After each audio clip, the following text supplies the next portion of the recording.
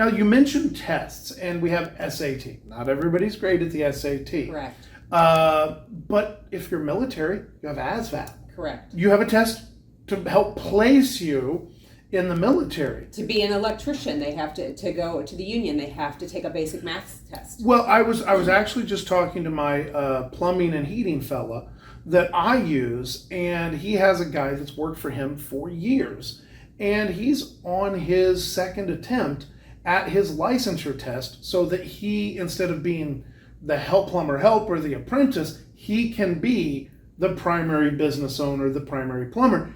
Those are not easy things. No. And that's why you not only have, yes, some book learning in the trades, but you also have the hands-on component, the experience component. And you mentioned earlier, one of the best ways to get that type of experience, whether you're going to college, whether you're going 2-year, 4-year, whether you're going to the trades or the workforce, get experience now. Yes. So what are some ways that students can help build that experience base right now?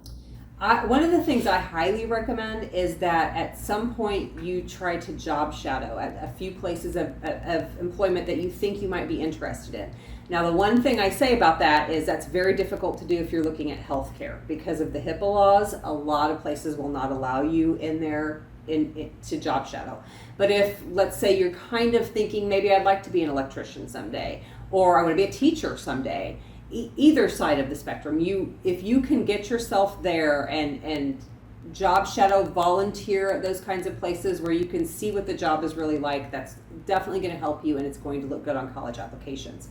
The other part of that, we're going to talk more about money for college, and I mentioned, getting that resume put together for your college application. That also is necessary for scholarship applications. So, my daughter is going to college this year, and when we filled out scholarship applications, it asks that. What is your volunteer experience? What kind of community service have you done? What kind of work experience have you done that you've been either paid or volunteer? What kinds of organizations and sports have you been active in? So all of that is important. And maybe you're not athletic, that's okay, but find other ways to get involved. Find other ways to show that you have some leadership abilities. Well, and another way is you mentioned job shadowing. You also mentioned, like in healthcare, it's a lot harder to get into healthcare directly.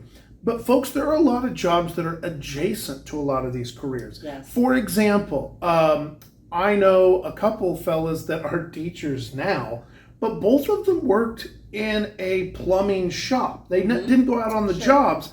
They worked back at the shop, helping bend ducts, get pipes ready, get trucks filled. Sure. So They like were basic introductory job. That's right. They're basically warehouse help. But the thing about it is, you not only learn the terms, the vocabulary, you also meet people. And I think that's Networking, something that young people don't appreciate as much. Very true. If I'm even your warehouse stock kid in your shop, the guy that has his names on the trucks now knows me. Correct. And now knows that I have at least a passing interest in what they do there. And if I'm willing to work hard at this really basic job, then he probably has a good recommendation, and I don't need all of the fancy tests or the papers or things, because that guy already knows me, because I've stocked his shelves, I've stocked his trucks, I've swept his floors. And in the healthcare area, nursing facilities are in the same boat. Because nursing homes are always looking for students to be dietary aides, to help serve food, but to get that would allow you to get yourself in there and see, is a nursing home or nurse something that I'm interested in? Is occupational therapy, physical therapy, is that something I'm interested in because I've been in a nursing home or I've been in a hospital? And you're going to run into those specialists.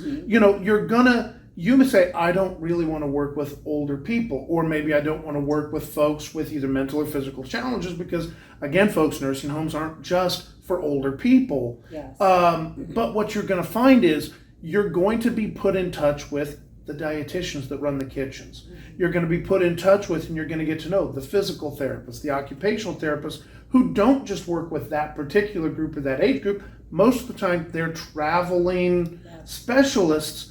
And once you get connected with those specialists, they can open doors for you to be in other places.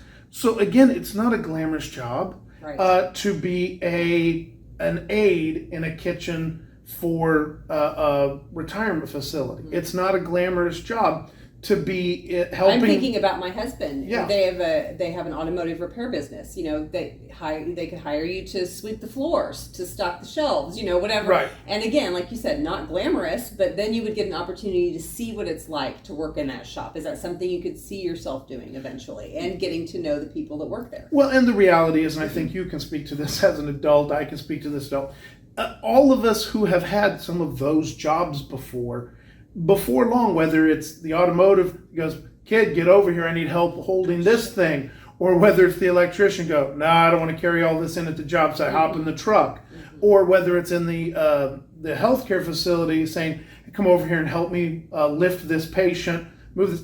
Before long, you gain skills and you determine very clearly, do I want to spend a big chunk of my life doing this? Or better yet, let's put it back in a college sense. Do I want to spend $20,000, $30,000, $40,000 a year to train to do this for 30 years? Mm-hmm. Figure that out before you make the check. Yeah, exactly. And I know when I was in college, we didn't student teach until the very end of the college. They do that a little differently now, but you didn't student teach till the very end of your college career. And I remember there being students who went out to student teach and realized this is not for me, because it was the first time they really got into a classroom. And so if you can start that now, let's say as a senior, we have seniors who are being a teacher aide this year. Some of them have asked, can I work in the elementary school? Can I work in the middle school? If that's something you think you're interested in teaching, absolutely we want you to get down there and help out those teachers and see, do you have an interest in that area? So if we're going to sum this up, there's a couple things we need to make sure that you understand. Number one, four-year college is an option. Mm-hmm. Two-year college is an option. Job training is an option. The workforce itself is an option. The armed forces are an option.